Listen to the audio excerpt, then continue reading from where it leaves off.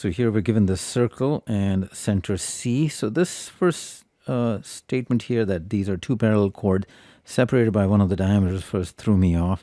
But essentially what they're saying is that they are not on the same side of the diameter. For example, it's not this scenario because these two aren't separated by a diameter. So that means that PQ has to be here or either way.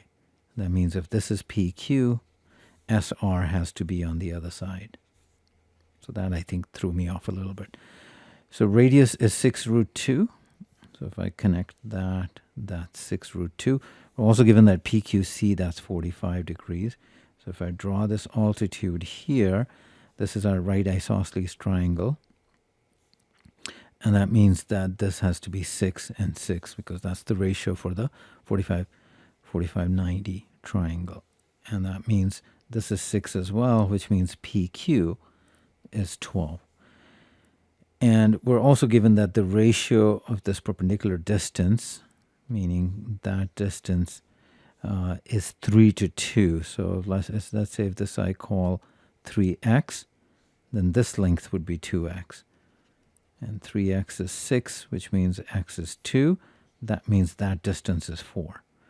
So now I can also figure out this chord length SR. This is 4, and we know that the radius is 6 root 2 from C to S. So I can find that third dimension using Pythagorean theorem. 6 root 2 square is equal to 4 square plus, let me just call that y. So this would be 72 minus 16 is y square. Y square root of 56, which is 4 times 14, or 2 root 14. That means SR is twice that, so 4 times root 14. We're asked to find the area of this quadrilateral PQSR.